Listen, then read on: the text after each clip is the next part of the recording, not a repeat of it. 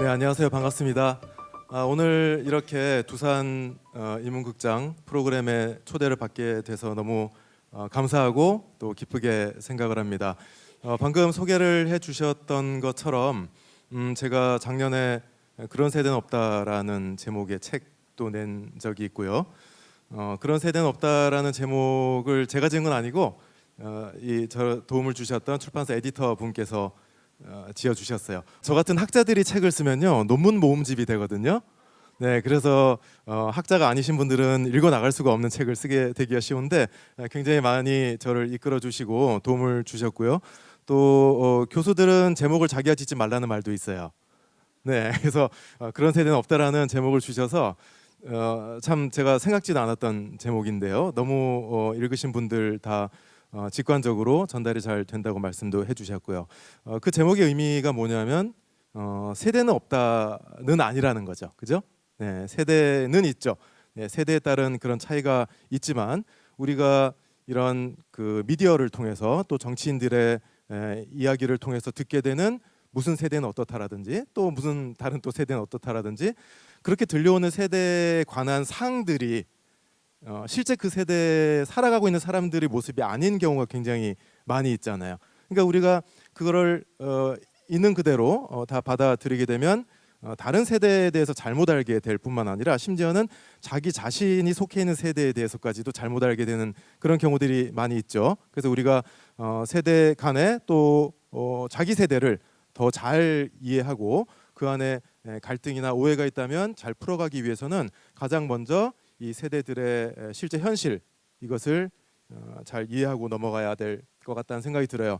자, 그럼 우리가 먼저 지금 우리가 세대 갈등 또 세대 간의 소통, 세대 간의 연대, 이해 여러 가지 이야기를 하는데 그 세대가 뭔지 이거부터 조금 중간 점검 차원에서 짚고 넘어가도 좋을 것 같아요. 이미 앞에 여러분께서 3회에 걸쳐서 들으시면서 많이 또 생각하시고 그런 부분들이 있겠지만 사회학적으로 세대라는 용어를 사용할 때 의미가 다 다르거든요.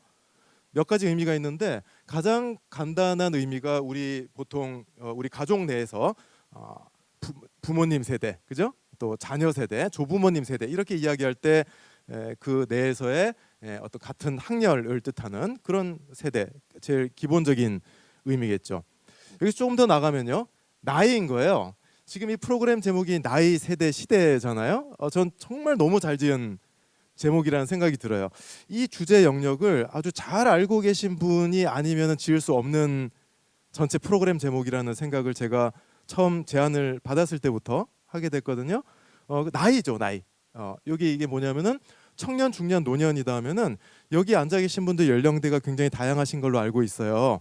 여기 계신 분들 10대, 20대 있으시고 또 40대, 50대 있으시고 60대, 70대도 있으실 건데요. 누구나 청년기를 겪죠. 네, 그리고 누구나 중년을 겪고 누구나 노년기를 겪습니다. 근데 청소년기와 청년기 때 우리가 마음이 어른이 되어가고 신체적으로 성장하고 이런 걸 겪잖아요.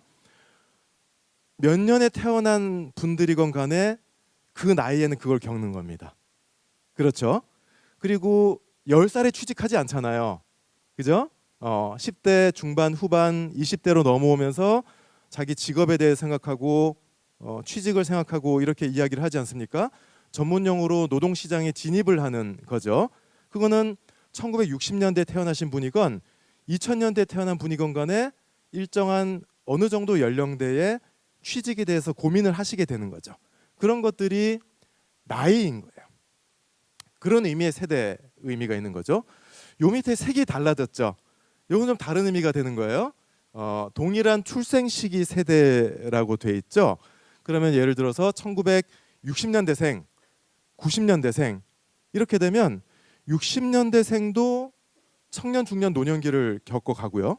90년대생도 청년 그리고 앞으로 중년, 노년기를 겪어갈 건데 60년대생의 청년기 때와 90년대생의 청년기 때는 다른 거예요. 왜 다르냐? 같은 청년기인데 그 청년기 때의 시대 상황이 너무 다르잖아요. 그죠? 우리 좀 전에 이야기했던 걸로 돌아가서 이야기해 보자면 노동시장에 진입을 해야 된다. 취직을 해야 된다 하는데 노동시장의 여건이 달라요. 그죠? 그리고 사회 전반적인 부의 수준도 다르고요. 요구되는 기술도 다르죠. 그리고 그 연령대 내에서 직업의 구성도 달라져요. 그죠? 그러니까 출생 세대에 따라서 평생에 걸쳐서 생애의 과정에 어떤 표준적인 패턴 같은 것들이 다르게 나타나는 거죠. 그러면은 1960년대생이 청년, 중년, 노년을 겪어가는 그 과정과 90년대생이 겪어가는 과정이 동일하지 않다라는 거죠. 이게 좁은 의미에서 세대 차이인 겁니다. 그 연장선상에서 볼 수 있는 게 역사적 세대 또는 사회적 세대라는 표현도 쓰거든요. 이거는 뭐냐면 산업화 세대, 민주화 세대, 정보화 세대 이런 표현들 많이 들어보셨죠? 그럼 한번 생각을 해보세요. 정보화 세대라고 한다면 지금 노인이신 분들은 정보 사회의 기술적인 그런 혜택을 안 받으시나요? 다 받으시죠. 그죠? 노인분들 카카오톡 다 하시고 유튜브 열심히 보세요. 그죠? 그러니까 정보화 세대라고 하면은 특정 세대만 정보 사회의 특징을 갖고 있다는 뜻은 아니에요. 그럼 이 역사적인 세대 내지는 사회적인 세대의 구분을 뭘 기준으로 하느냐? 사람의 가장 기본적인 정체성이나 세계관이 형성되는 첫 번째 시기가 있죠. 청소년기 또는 청년기까지 이어지는 요 시기가 사람들의 세계관을 형성하는 데서 가장 토대를 이룬다고 생각을 하는 거예요. 그럼 그 시기 때 시대 상황이 어떠했느냐, 이걸 기준으로 여기에 역사적 세대의 명칭을 붙이는 거죠. 그러니까 산업화 세대라고 했을 때는 산업화 시기 때 청소년기나 청년기를 한창 보내셨던 분들이신 거죠. 장년기까지 이어질 수도 있는 거고요. 그럼 정보화 세대라고 하면은 아주 어릴 때부터 정보 사회 속에서 큰 거예요. 내지는 태어날 때 손에 휴대폰을 쥐고 태어났어요. 그러니까 이거는 50대, 60대가 돼서 정보 사회의 여러 도구들에 접하게 된 세대하고 근본적으로 다른 거죠. 그러니까 지금 60대나 70대인 분들은 10대, 20대를 보면요, 너 휴대폰 좀 내려놔라, 그걸 떼질 못하냐, 이런 생각이 드실 수가 있어요. 근데 지금 10대이신 분들은 휴대폰이 몸에서 떨어진 적이 없어요. 학교에서 과제 수행하고 모든 것들이 휴대폰과 그죠? 태블릿 PC를 통해서 이루어지는 거거든요. 그러니까 이게 인생의 첫 번째 단계 가장 중요한 시기 때 어떤 시대 상황 속에 있었느냐가 이후에 지속적으로 영향을 많이 미치게 되는 거죠. 그래서 지금 여러 가지 의미의 세대에 대해서 말씀을 드렸는데, 그럼 여기 이제 우리 제목에 보는 거 있죠. 나이냐, 세대냐, 시대냐. 요걸 이제 제가 곧 이어서 말씀을 드릴 거예요. 우리가 세대 현상을 본다고 할 때 이게 모든 출생 세대가 특정한 나이대에 겪게 되는 상황이거나 내지는 달성해야 되는 어떤 생의 과제에 해당되는 것인지, 아니면 특정 출생 세대에 지속적으로 나타나는 어떤 특성인지, 또는 어떤 사회 전체의 시대 상황이 모든 세대에 영향을 미쳐서 지금 나타나는 그런 현상인지, 이걸 우리가 분별하는 것이 매우 중요하면서도 쉽지 않은 그런 과제가 되는 거죠. 자, 그럼 이런 세대에 대한 몇 가지의 다른 개념을 출발점으로 삼아서 우리 현상으로 한번 들어가 보도록 합시다. 오늘 제가 강연을 드리는 순서를 이렇게 한번 나가 볼 거예요. 지금 말씀드린 세대 현상에 각기 다른 가능성들이 있는 거잖아요. 그러면 우리가 지금 늘 접하게 되는 세대에 대한 담론들 있죠. 어떤 세대는 어떻다, 이따 얘기 나오겠지만 MG 굉장히 많이 들으시죠, 그죠?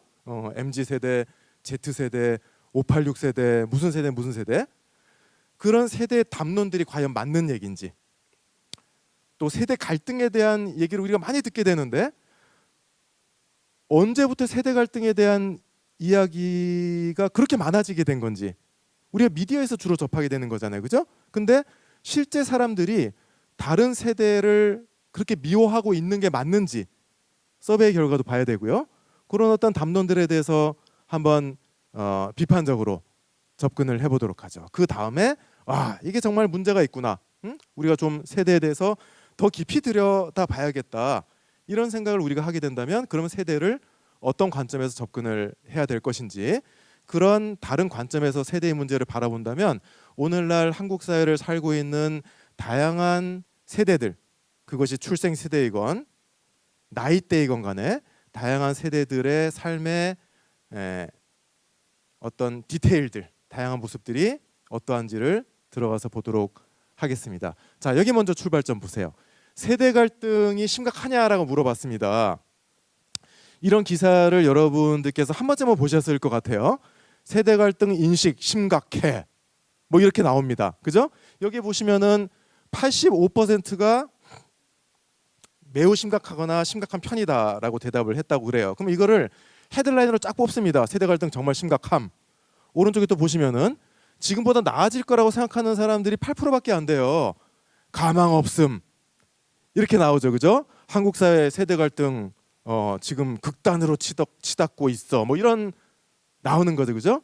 근데 지금 예를 들면은 20대 30대 분들 남녀 간의 갈등 심각하다고 생각하냐 물어본 지난주 서베이 결과를 보면 90% 이상이 심각하다고 응답을 해요. 네. 계층 격차는요 90% 이상이 심각하다고 대답을 합니다. 네. 지역 간 격차, 정규직 비정규직, 대기업, 중소기업 종사자들 물어보는 족족 90% 심각하다고 대답을 해요. 그러니까 이거는 뭐냐면은 신문에서 뭘 가지고 헤드라인 뽑느냐에 따라서 우리가 충격을 어디에 받느냐가 달라지는 게 되겠죠. 그죠? 그러니까 일반적으로 질문을 하면 우리 사회는 별 문제 없어, 안 심각해 라고 대답하기에는 심리적으로 좀 주저하게 됩니다. 네. 어느 정도는 심각하다고 대답을 하게 되겠죠. 자, 그래서 그 다음에 드는 질문이 이런 겁니다. 세대 갈등이 미디어에 의해서 과장되고 있는 것은 아닌지. 그러면 이건 세대 갈등이 없다는 얘기는 전혀 아니에요. 문제는 뭐냐면 정말 우리가 부딪히고 있는 해결해야 되는 구체적인 세대 갈등이 무엇인지에 대해서 우리가 이야기하고 있는 게 맞는지, 이 질문을 제가 드리고 있는 겁니다. 네, 거기로 들어가야 되는 거죠. 근데 여기 보시면은 여기 보세요. 제 이름이 있죠. 네, 제가 참여한 서베이고요. 네, 재작년에 한 건데 이거 제가 넣은 질문이에요. 여기서 강의하려고. 그건 아니고요. 궁금해서 이 정치학이나 사회학에서 분노 게이지를 물어보거든요. 감정의 온도를 물어보는 그런 질문들을 요즘 많이 사용을 하는데 여기 한번 넣어봤어요. 갈등에 대한 사람들의 인식을 어떤 갈등이 심각하다고 생각하느냐라고 묻지 않고 당신이 그거에 분노를 느끼냐고 물어봤어요. 물어봤더니 요 위에 아주 두드러지게 나타나죠. 그죠? 근데 이게 반복해서 나타나는 게 무엇보다도 여기 부동산 자산 격차, 경제적인 부의 격차에 대한 분노가 게이지가 지금 제일 높은 겁니다. 그리고 이 밑에 거는 뭐냐면은 정치 갈등이나 이념 갈등에 대한 분노가 커요. 근데 제가 이 문항 쓸 때 굉장히 밤새워서 고민 많이 했거든요. 정치 갈등에 분노하냐고 물으면은 대답하기가 못하잖아요. 그죠? 그러니까 당신이 싫어하는 정치인에 분노하느냐고 물어봤더니 게이지가 확 올라간 거예요. 그죠? 예, 신의 한 수였어요. 근데 여기 보면은 이게 저한테 이제 충격을 준 거죠. 제가 작년에 쓴 책에서 세대 갈등이 미디어에 의해서 잘못 언급이 되고 있다라는 거, 과장돼서 증폭돼서 오용이 되고 있다라는 얘기를 쓰긴 썼어요. 쓰긴 썼는데 이 조사를 하면서 이렇게 차이가 많이 날 줄은 몰랐거든요. 33% 차이가 났는데요. 요 평균 전체 응답자가 33% 차이가 난 것이 무엇의 결과냐 하면요. 노인분들 60대 이상 노인분들이 분노를 느낀다는 응답이 50%가 넘어가요. 예, 그리고 10대 중반에서 30대 정도까지는 20% 내외 정도 분노를 느낀다라고 나오거든요. 그러니까 이게 한편으로는 여러분들 여기 젊은 분들 많이 계신데요. 직장에서 윗세대 분한테 분노 게이지 굉장히 높으시죠. 그죠? 이따가 이제 MGMG 할 때 또 나옵니다. 예, 제가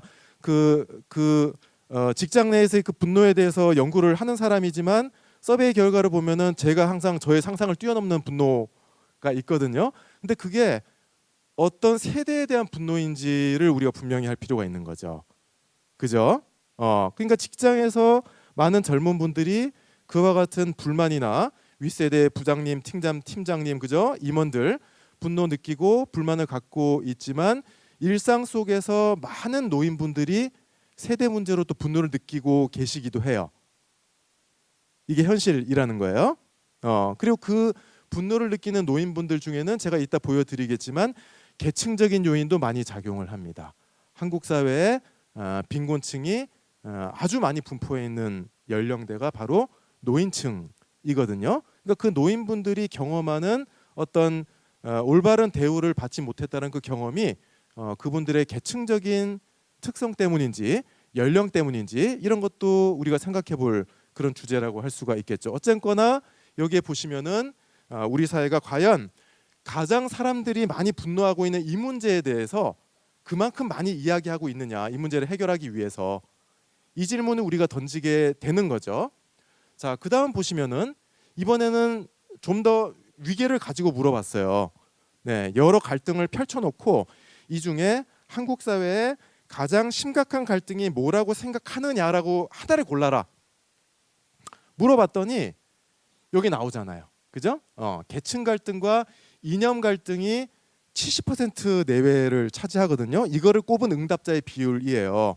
근데 제가 이게 정말 맞는지를 확인하기 위해서 유사한 질문을 던진 대규모 서베이가 많이 있거든요. 최근 몇 년 동안에 그런 서베이를 여러 개를 구할 수 있는 걸 다 구해서 봤더니 놀랍도록 응답자 비율이 거의 비슷하게 나와요.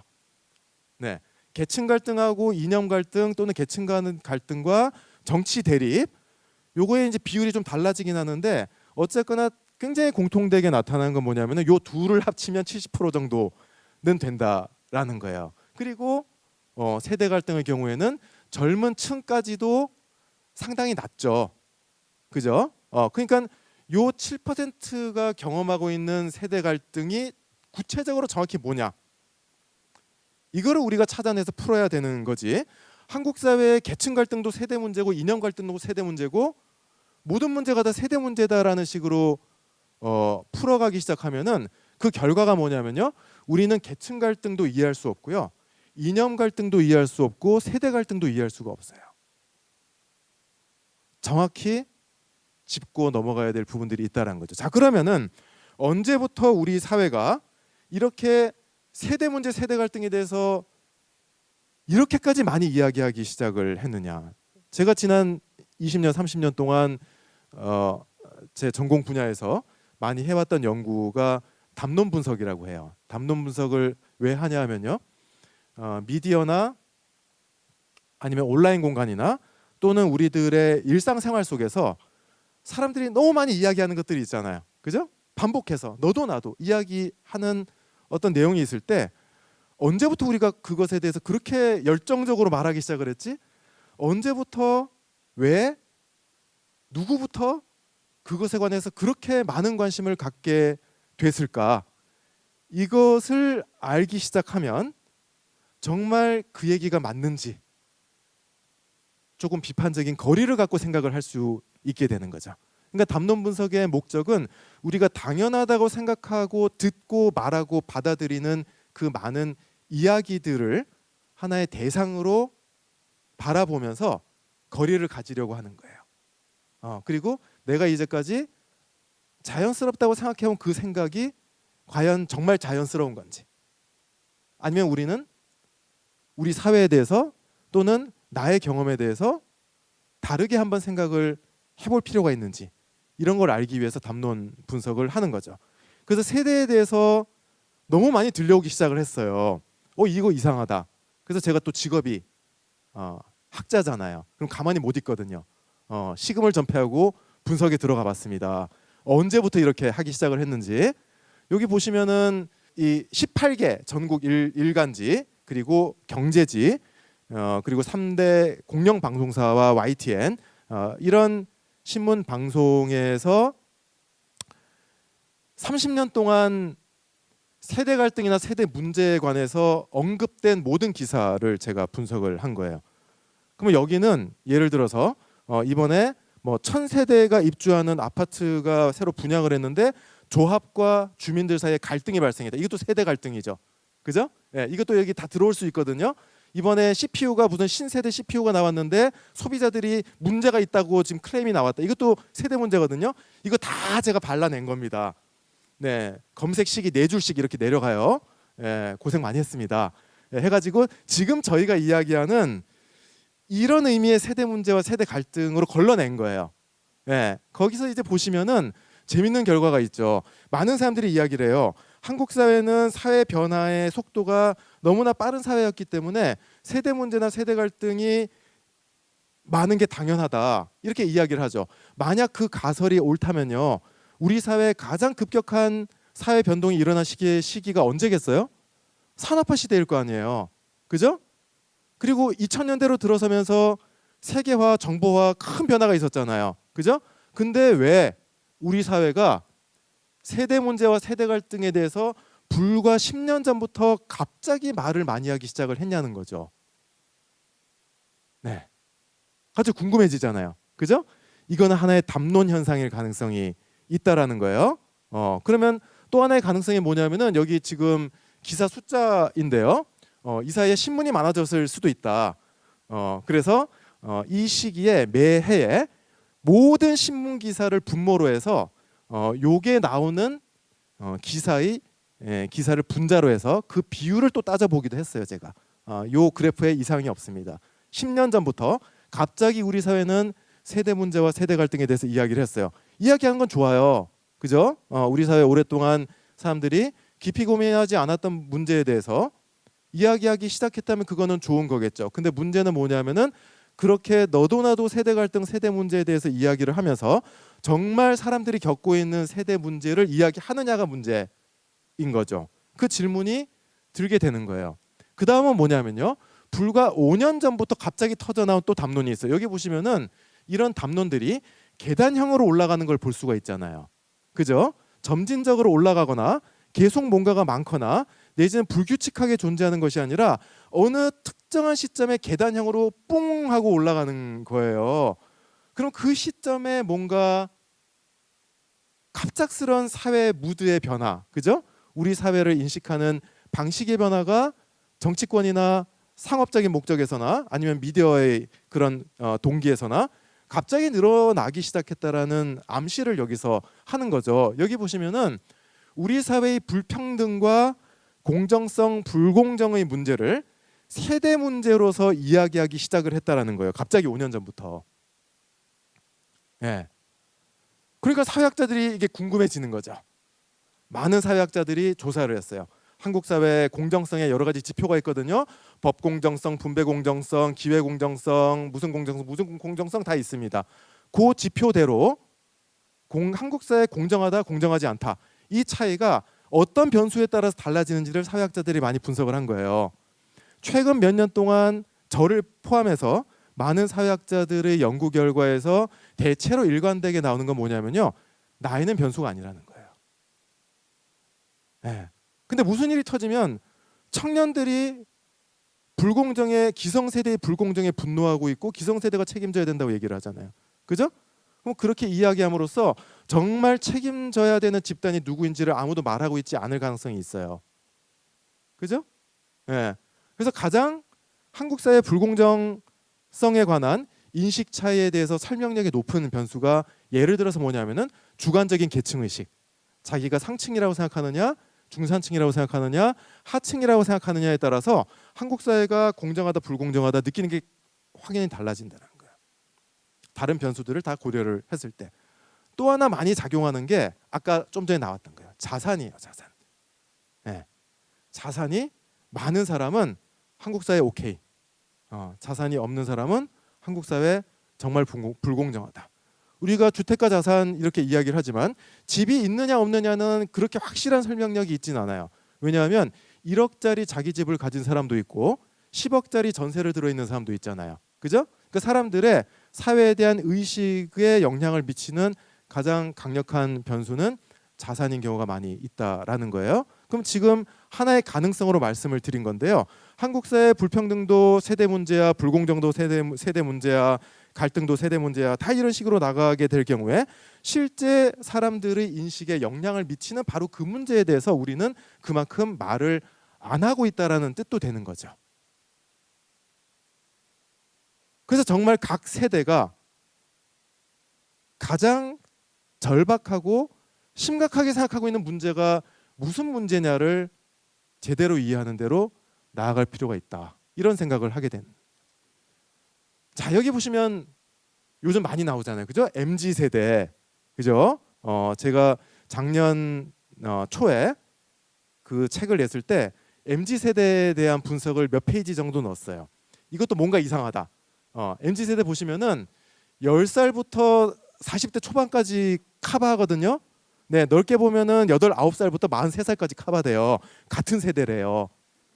예. 그래서 제 이제 동료분들 중에서 40대 초반이신 분들, 70년대 후반 출생이신 뭐 나쁘진 않지만 좀 미안하네.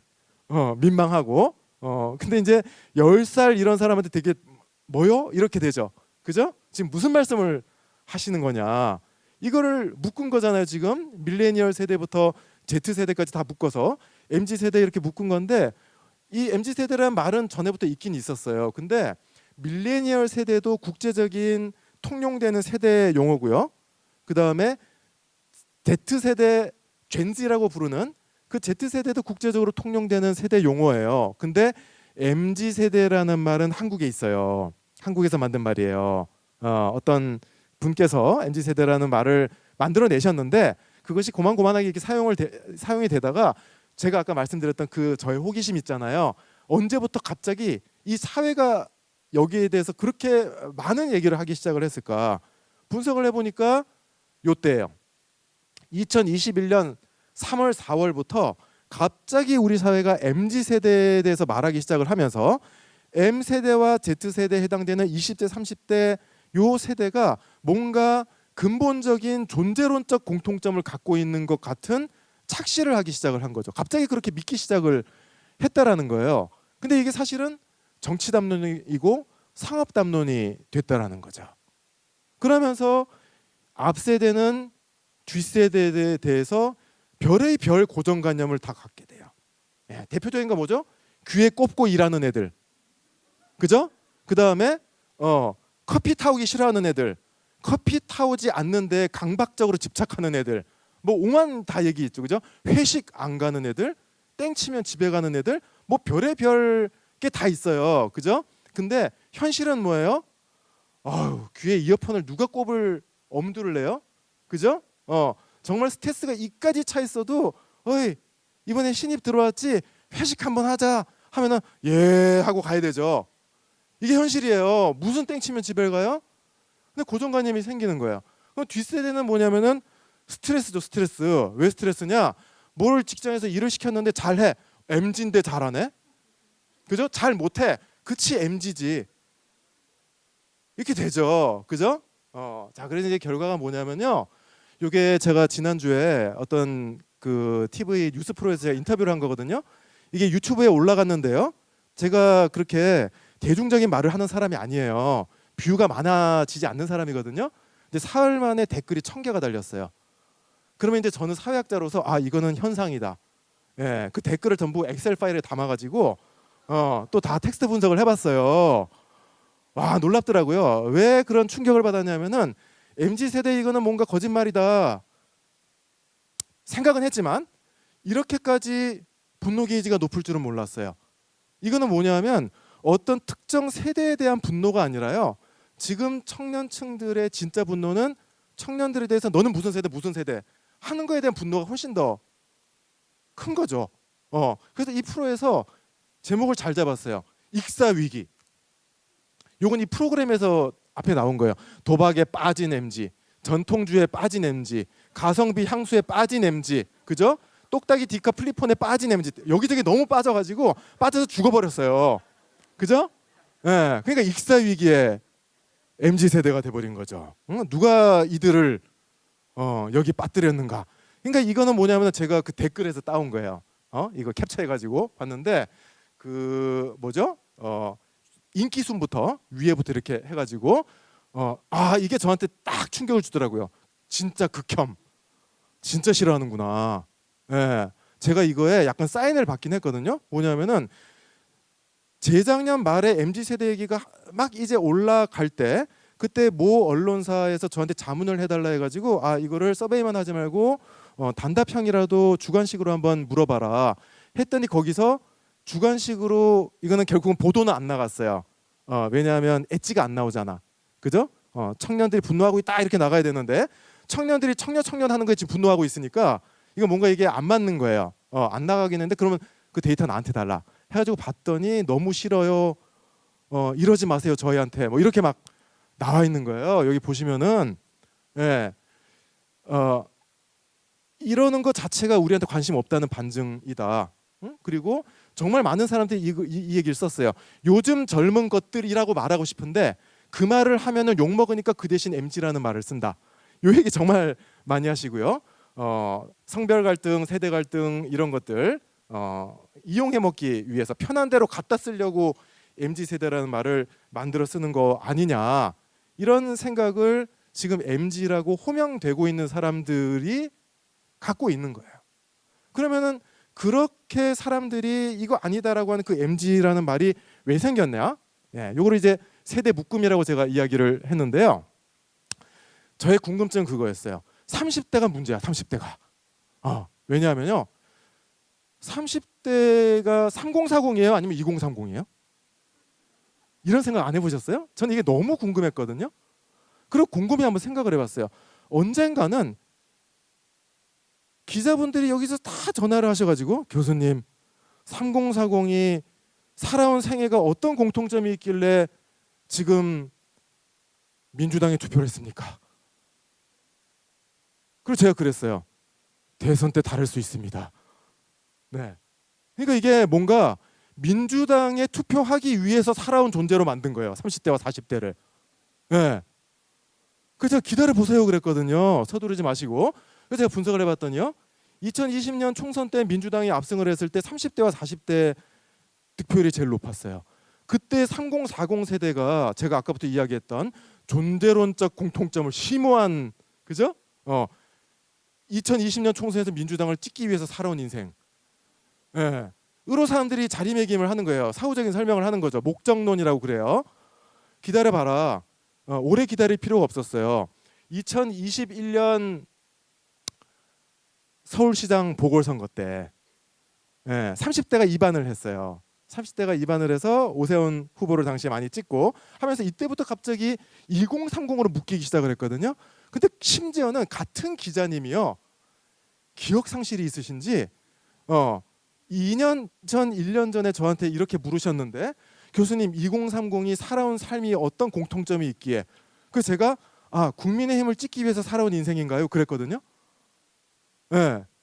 근데 우리가 은연중에 2030이 굉장히 닮았다고 생각을 하잖아요. 그죠? 근데 실제로 이 2030이 대선 때 윤석열 후보를 40대보다 더 많이 찍었어요. 많이 찍었는데 대통령에 당선되신 이후에 지금까지 1년 동안 대통령 국정수행 긍정평가율이 10%대거든요. 예. 그렇다고 또 민주당이 좋다고 하는 건 아니에요. 어쨌건 간에 이 정치적인 사람들의 평가는 굉장히 단기적으로 바뀌고 저는 거기에 이따 보여드리겠지만 청년 세대의 정치적인 능동성과 파워가 거기서 나온다고 생각을 하거든요. 이러나 저러나 이 당 찍을 사람이면은 별로 신경 안 써요. 정치권이. 근데 그때 봐서 정할게 이런 무섭잖아요. 그죠? 그러니까는 이 당 저 당 다 와가지고 청년 이렇게 하는 게 다음 선거에 어디 찍을지 몰라서 그러는 거거든요. 그러니까 여기에 MZ라고 묶이기 시작한 출발점이 이거라는 거예요. 네, 그러면서 여기에 보시는 이 그래프가 아까 보신 요 그래프하고 정확히 일치하는 거죠. 그죠? 네, 그래서 제가 이게 2021년 말에 끝나는데 2022년 그리고 올해 3월까지 다 분석을 해봤더니 여기서 안 내려가고 쭉 이렇게 가고 있어요. 그러면 쭉 가는 거는 누가 이용을 하느냐? 요 얘기인 거죠. 요거는 뭐냐면요. 아까 말씀드린 모든 신문 방송사의 MZ에 대해서 나온 기사들을 전부 다 때려 넣어요. 큰 아카이브를 만든 다음에 이걸 빅데이터 분석이라고 이야기를 하죠. 거기서 가장 많이 같은 기사 안에서 MZ와 함께 출연한 여기서 이제 함께 출연했다는 것의 의미는 뭐냐면은 이 단어 저 단어 다 너무 많이 나왔기 때문에 그냥 우연히 같이 출연할 수도 있어요. 그 통계적인 가능성보다 더 유의하게 더 빈번하게 같이 등장한 쌍들이 있어요. 예. 그 단어들의 빈도를 맨 위에부터 이렇게 추려 가지고요. 그렇게 가장 많이 같이 등장한 단어들의 쌍들을 묶어서 분석을 하는 거예요. 여기 보시면요, 처음에 정치적인 유래였잖아요, 그죠? 우리는 MZ 세대라는 게 원래 대단한 공통점을 갖고 있는 거라고 생각을 했는데 알고 봤더니 특정 시점부터 갑자기 그렇게 생각하기 시작을 한 거예요, 미디어가. 근데 그 다음에는 이게 상업화의 길을 걸어가는데 여기 보시면은 MZ와 붙어 나오는 말들이 명품, 패션, 브랜드, 그죠? 고객, 소비자 뭐 이런 것들이에요. 완전히 상업화된 담론이 된 거죠. 자, 그래서 제가 택시를 타거나 버스를 타면요, 앞좌석 뒤에 MZ 세대하고 이렇게 광고가 나와요. 그럼 제가 직업이 사회학자니까 내가 MZ 세대라면 하고 빙의해서 생각을 하거든요. 그러면 내가 뭔가 명품, 소비, 브랜드 이런 거를 안 쫓아가면요, 내 세대 내에서 나만 그렇게 못하고 있는 것처럼 느끼게 돼요. 그죠? 그럼 내 세대 내에서 100명 중에 90명이 이렇게 안 살고 있다 할지라도 그 90명이 전부 자기 세대 내에서 나만 그렇게 못 살고 있는 걸로 박탈감을 느끼게 될 가능성이 있다라는 거죠. 이게 담론의 힘이거든요. 놀랍게도 제가 X세대예요. X세대가 뭐냐면 87년 민주화 이후에 청년기를 맞이한 첫 번째 세대거든요. 도대체 알 수가 없는 애들이다. 그래서 X세대, 신세대, 신인류, 뭐 외계인, 뭐 오렌지족, 뭐 별 다 나왔어요. 락카페 세대. 락카페라는 데는 제가 지금까지도 한 번도 안 가봤어요. 근데 락카페 세대래요. 하여튼 그때도 대단했거든요. 95년, 96년에 그게 가장 고조됐었는데 97년 IMF 때문에 사라졌어요. 갑자기 X세대 담론이 사라졌어요. 그래서 95년, 6년에 X세대 담론의 이와 같은 단어 매트릭스 분석을 해봤더니 거의 유사한 상업화의 경로를 거쳐갔다는 것을 볼 수가 있는 거죠. 이렇게 어떤 세대는 이렇다라고 하는 그런 대중적인 담론들은 실제 우리 현실과 일치하지 않을 가능성이 있을 뿐만 아니라 우리한테 영향을 미쳐요. 우리의 감정과 우리의 생각과 우리의 행동과 나아가서 우리의 관계에까지 실제적인 영향을 미칠 수가 있다는 거죠. 그래서 결과적으로 뭐냐면은 오늘날 우리 세대 담론이 정말 혼돈 속에 있다는 거예요. 이거 다 지금 신문 헤드라인에서 제가 뽑아온 거거든요. 시간 많이 걸렸어요. 이게 뭐냐면은 세대 담론에 대해서 제일 빈번하게 언급되고 뷰가 많은 이런 기사들을 가지고 제목을 뽑아봤는데요. 한번 보세요. 586 세대 고임금 정당한가? 60년대생 너무 많이 받는다. 청년들 힘든 삶에 책임지지 않는 그들의 위선. 이게 나와 있죠. 그죠? 미래가 없는 청년들의 두려움 너희가 아느냐? 반성해라 하는데 다른 건 뭐냐면요. 한국 중년 남성 고독사 빈곤이 원인. 그죠? 패자 부활전 없는 중년이 됐는데 불평등이 심해졌어요. 경쟁이 심해졌어. 거기서 낙오되면 다시 일어날 수가 없다. 인구 1위인 50대 이제 60대로 이미 한 30%는 지금 60년대생의 그죠? 60대로 지금 넘어갔어요. 노후 빈곤 위험하다. 그럼 뭐예요? 꿀 빨아먹고 사다리 타고 올라가서 걷어차가지고 청년들 못 올라오게 만든 기득권 세대인데 왜 빈곤으로 죽어요? 말이 안 되잖아요. 그죠? 근데 여기서 요지는 뭐냐면요. 말이 안 되는 이런 담론들을 우리가 듣고 말하면서 논리적으로 모순이라는 생각을 안 하게 된다는 거예요. 이 중에 하나가 참이면 다른 하나는 거짓이어야 되거든요. 근데 우리가 그걸 못 느끼는 거죠. 청년들에 대해서도 보세요. 청년들 40% 빈곤하다. 실제 순자산 빈곤율 높아졌다. 서울 청년 10명 중에 9명이 빈곤하다. 비정규직 급증했다. 하는데 그 2030이 부동산 시장으로 돌아왔대요. 그죠? 프리미엄 카드가 필수템이래요. 그들이 지갑을 열자 대박이 터졌다. 어떻게 된 거예요 도대체? 지금 2030은 누구인가요? 말이 안 되잖아요. 그죠? 이게 말이 안 된다는 생각을 여러분도 해봤을 거예요. 그죠? 근데 그 생각을 하는 사람이 아무리 많더라도 그런 생각을 많은 사람이 들을 수 있는 대중적인 담론으로 옮길 수 있는 채널이 우리에겐 없죠. 그죠? 그러니까 결국 어떤 담론을 만들어서 많은 사람들한테 쏟아부을 수 있는 파워를 가진 집단이 우리 귀에 들려오는 세대에 대한 담론을 지배한다는 거예요. 그 지배에서 우리가 벗어나려면 다른 세대에 대한 이야기를 많이 해야 되죠. 이게 제 제목입니다. 그런 세대는 없다는 거죠. 그럼 어떤 세대가 있는지 보려면 우리에게 이론과 개념과 방법론이 필요하죠. 한번 보도록 하겠습니다. 자, 지금 세대 문제 얘기를 많이 하는데요. 아까 처음에 말씀드렸듯이 세대 문제에 대한 지금 대중적인 담론은 굉장히 잘못되어 있어요. 정치적인, 이념적인, 상업적인 그런 동기에 의해서 많은 부분 도구화되어 있는 상태라는 거죠. 그럼 세대 문제에 우리가 어떻게 접근을 해야 되느냐? 출발점은 세대 문제가 언제부터 하나의 문제가 되기 시작했느냐를 우리가 이해하는 것이 첫 번째 출발점입니다. 자, 그러면 세대 문제라고 했을 때 그 문제라는 거에 두 가지 의미가 있어요. 하나는 a problem, 해결해야 되는 문제라는 거죠. 골치가 아파요. 그죠? 근데 다른 하나의 의미는 a question, 답을 얻어야 되는 질문이라는 얘기죠. 그 두 가지 의미에서 세대는 하나의 문제인 거거든요. 언제부터 왜 인류에게 세대가 문제가 됐느냐? 현대의 세대 문제라는 표현은 불필요한 표현이에요. 왜냐하면 세대라는 문제 자체가 현대의 현상이거든요. 현대에 와서 사회 문화적인 변화의 속도가 가속화가 됐죠. 그러니까 많은 사회학자들이 다양한 방식으로 표현하는 이야기가 뭐냐면요.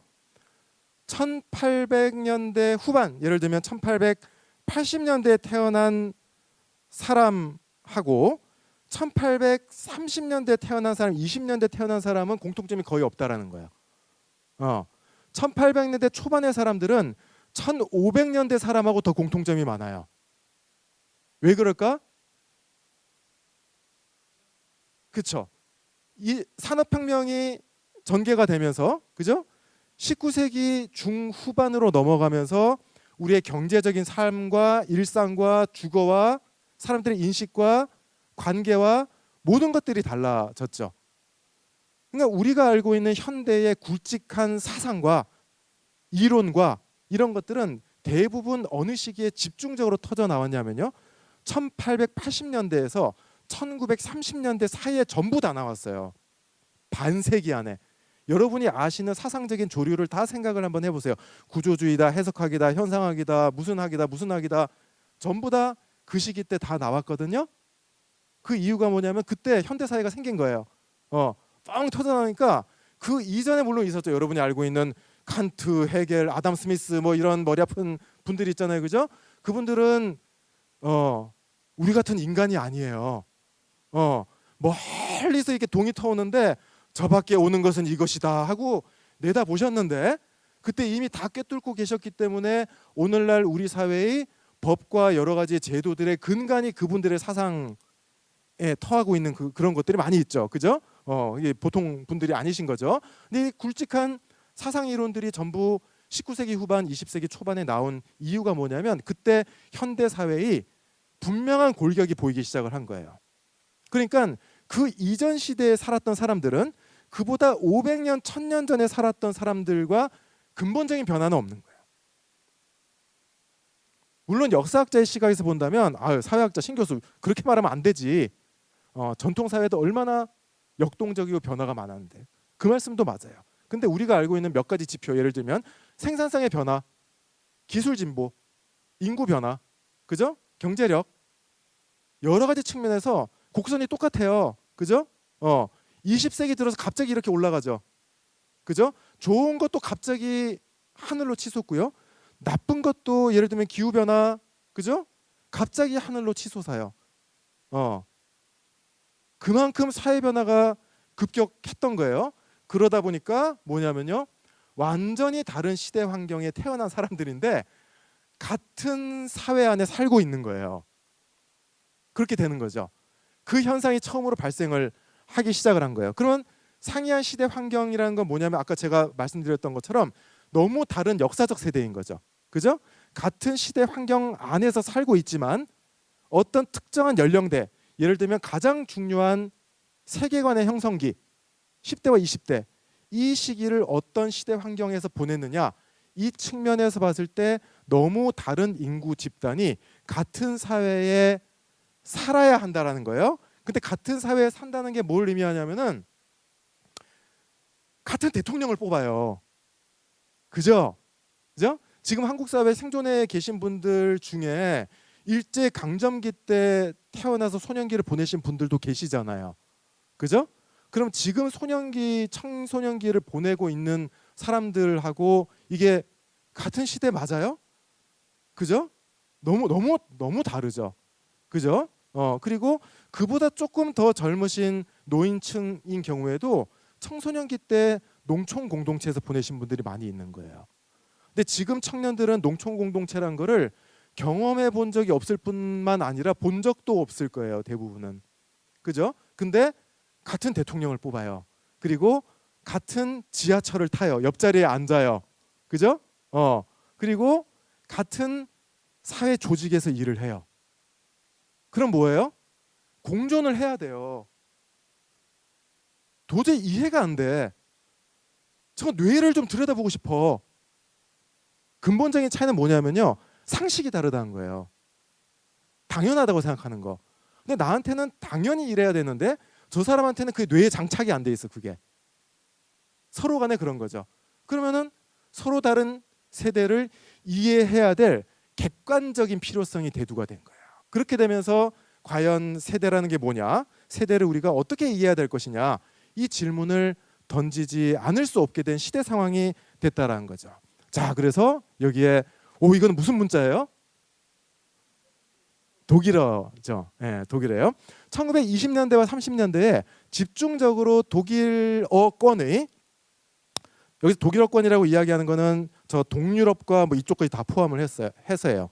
그 이 동유럽과 많은 나라에서 이 지식인들이 독일어나 프랑스어로 완전히 그 자기의 어떤 뭐라고 해야 되죠? 글쓰기의 언어를 모국어를 버리고 불어나 영어나 프랑스어를 사용한 그런 사람들이 많이 있잖아요, 그죠? 상당히 넓은 지역권이죠. 그 지대에서 지금 말씀드린 그 현상이 있죠. 너무 다른 시대에 태어나서 너무 다른 익숙한 생각을 갖고 있는 사람들이 같은 사회를 꾸리고 살고 있는 이 현상, 이거를 독일 말로 이렇게 표현을 했어요. 그래서 이건 뭐냐면 비동시대적인 것의 동시대성, 또는 딱 뒤집으면요, 동시대적인 줄 알았더니 비동시대적인 거예요. 요 개념의 의미가 뭔지 생각을 해본다면은 너무 다른 시대적인 것들이, 시대적인 환경, 감성, 생각, 상상력, 이와 같은 것들이 동시대 공존한다. 또는 동시대인 줄 알았더니 너무너무 비동시대적인 것들이 같이 있더라. 여기서 어떤 사회적인 다이내믹이 생겨나느냐, 이게 이제 질문이 되는 거죠. 자, 거기에서 이제 세대라는 문제를 어떻게 볼 것이냐에 대한 두 가지 대표적인 답을 제시를 해준 사람이 여기에 나옵니다. 이건 제가 고른 거예요. 이 두 사람이 가장 대표적이라고 저는 생각을 해서, 첫 번째 사람이 빌헬m 핀더라고 하는 독일의 예술사 학자인데요. 이 사람의 핵심적인 주장이 뭐였냐면요, 이 책에서 이야기를 한 것들인데요. 이런 멋있는 표현을 잘 썼대요. 시간의 주사위. 되게 멋있죠, 그죠? 역사는 시간의 주사위가 굴러가는 것이다. 예, 시간의 주사위라는 건 입체적이라는 뜻이죠, 그죠? 입체적인데 또 어디로 굴러갈지 모른다라는 뜻도 되는 거예요. 그럼 그 입체적인 역사 현실이 뭐냐면은 서로 다른 세대 간에 한편으로는 앞 세대의 것을 전승을 하고요, 다른 한편으로는 앞 세대와 싸워요, 대결해요. 그리고 다른 한편으로는 앞 세대에 존재하지 않았던 어떤 것을 창조해내기도 해요. 이와 같은 것들이 어울리면서 그 사회 전체의 입체적인 그런 모습을 특정한 방향으로 굴러가게 만든다. 우리는 역사를 그런 세대 간의 복잡한 입체적인 관계를 통해서 설명할 수 있다. 세대 간 차이를 강조를 한 그런 입장이라고 볼 수가 있죠. 두 번째는 헝가리 출신의 독일 사회학자라고 독일어로 거의 대부분의 저작을 썼던 20세기의 10대 사회학자를 꼽으라고 하면은 대부분의 경우에 꼽히는 아주 거장이에요. 이 사람이 빌헬m 핀더에 대해서 비판을 했어요. 여기 보시면 2년 뒤에 비판을 했는데, 같은 세대라는 생물학적 위치가 사회학적 동질성을 의미하지 않는다. 이 사람의 중요한 이론 중에 뭐가 있냐면요, 인간 세계관의 존재 구속성이라는 이론이 있어요. 그거는 가장 중요하게는 당신이 어떤 계층에 속해 있느냐, 어떤 객관적인 사회 구조적 위치에 있느냐가 당신의 세계관을 많은 부분 구속한다라는 뜻이거든요. 물론 거기서 벗어날 수 없다라는 얘기를 하진 않았어요. 어쨌거나 많은 부분 구속이 된다라는 것인데, 그렇다면 같은 시대에 태어났다라는 이유만으로 어떻게 유사한 경험을 하고 유사한 생각을 한다고 우리가 전제할 수 있느냐. 그죠? 봐야 된다. 이 얘기는 같은 세대가 동질성이 없다라는 뜻은 아니에요. 하지만 정확히 구체적으로 어떤 측면에서 어떤 세대가 유사성을 갖고 있고 어떤 다른 측면에서 우리가 유사할 거라고 생각했으나 사실은 아닌 것인가, 이거를 자세히 들여다봐야 된다는 거예요. 같은 세대니까 핀더가 얘기했듯이 같은 상상력을 갖고 있을 거야. 아니다라는 거죠. 자, 그래서 그거를 정교하게 보기 위한 개념으로 이 사람이 제시를 한 게 제가 정말 좋아하는 도식인데요. 세대 내의 연관성, 세대 내의 관계. 그게 뭐냐면 동시대의 문제와 대결한다는 거. 같은 세대가, 세대 구성원이. 그럼 예를 들어 지금 20대, 그러면 예를 들어서 불평등이 굉장히 심한 시대에 태어났어요. 그럼 불평등이라는 문제와 이 세대가 같이 씨름을 할 거 아니에요. 근데 그것이 그 세대들이 같은 계층이라는 뜻은 아닌 거죠. 그죠? 그러면 불평등이라는 그 어떤 공통의 시대 환경 위에서 태어난 이 세대 내에서 어떤 구성원들 간의 관계가 생겨나는지, 같은 불평등과 경쟁의 문제를 겪고 있기 때문에 세대적인 동질감이 셀지, 아니면 서로 경쟁하기 때문에 세대 내의 유대감이 오히려 더 적을지, 이거를 봐야 된다라는 거고요. 마지막으로 세대 단위라고 이야기하는 건 뭐냐면은 동세대 집단들 간에 이 사회를 어떤 식으로 진단하고 어떤 방향으로 끌고 나가야 될 것인가에 대해서 다른 생각들을 한다라는 거예요. 그럼 그들이 서로 경합을 하겠죠. 그죠? 그러면 그 동세대의 사회에 대한 다른 인식과 다른 비전을 갖고 있는 집단들이 서로 간에 경합을 해갈 때에 그들 중 누가 그 세대의 주류를 형성하느냐, 그게 그 사회의 시대 정신을 규정한다고 말했어요. 또 여기 제가 소름이 돋아요. 이 사람의 그 부분을 읽으면서 너무 놀라웠어요. 어떤 시대의 지배적인 시대 정신이 어떻게 탄생하느냐를 이 사람이 설명하는 방식이 너무나 놀라웠던 거예요. 그 시대 정신이라는 표현은 많은 부분 굉장히 관념론적이고요, 낭만적이고 실체가 없는 개념이거든요. 저는 별로 좋아하는 개념은 아니에요. 이 지금 우리가 살고 있는 시대의 시대 정신은 뭐다라고 말하는 사람은 사실은 자기 좋으려고 하는 말이에요. 자기한테 유리한 얘기를 시대 정신이라고 얘기를 하는 건데, 지금 이 사람은 뭐라고 얘기를 하냐면은 지금 성장하고 있는 그 새로운 시대의 세대들, 이 세대들 내에 이 시대를 어떤 방향으로 끌고 가야 할 것인가에 대해서 다른 생각을 갖고 있는 강력한 몇몇 집단들이 있다라는 거예요. 그들 중 누가 그 세대의 메인스트림이 되느냐. 그러면 예를 들어서 지금 20대 제일 핫 이슈가 뭐예요? 예를 들면 페미니즘 이슈예요. 그죠? 그럼 지금 20대는 페미니스트 세대예요? 아니면은 안티 페미니스트 세대예요? 둘 다 아니잖아요. 그죠? 지금 20대 내에 이게 이슈인 거예요. 그죠? 가장 중요한 관심사인 것이고 계속 움직이고 있어요. 지금 20대의 남성은 이렇다, 20대 여성은 이렇다라고 고정시켜서 말하는 거는 별 의미가 없어요. 왜냐하면 1년이 다르게 바뀌어요.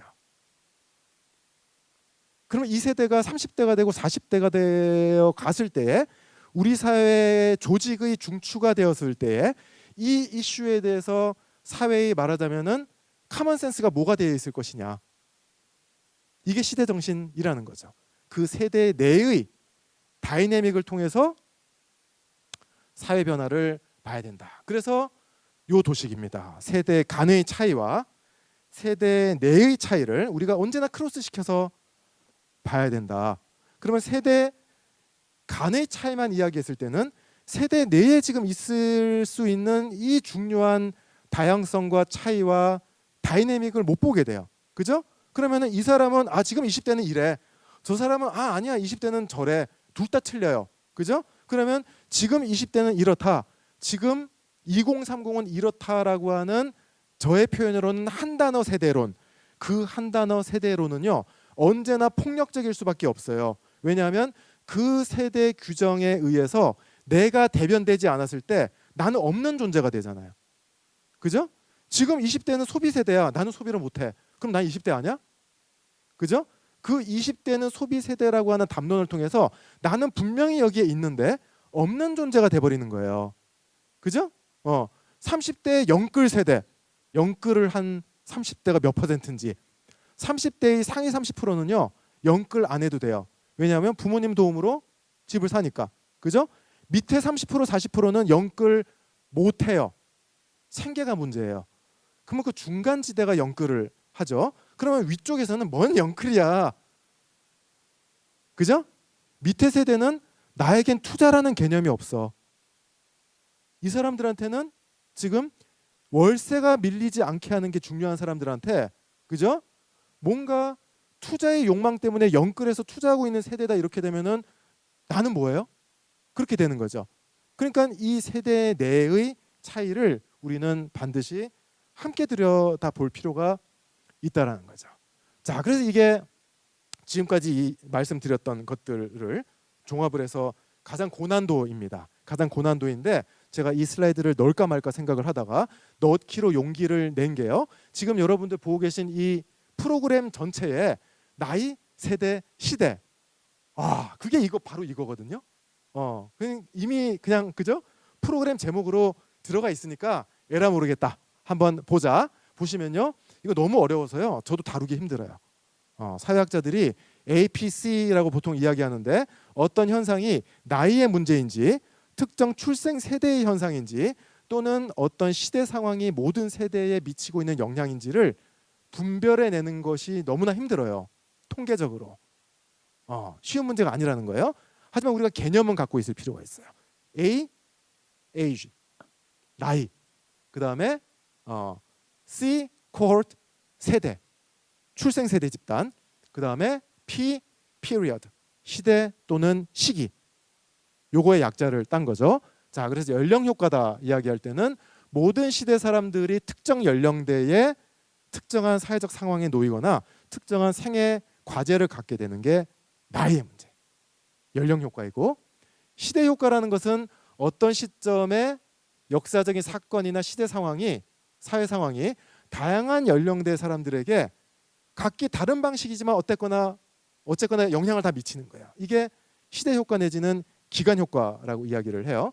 세대 효과 또는 코호트 효과라는 것은 출생 시기가 같은 인구 집단이 대체로 생애 전반에 걸쳐서 유사한 사회 구조적인 위치에 놓이거나 유사한 의식과 태도를 계속해서 갖고 가게 되는 경우, 이거를 엄밀한 의미에서의 세대 효과 내지는 코호트 효과라고 이야기를 하게 되는 거죠.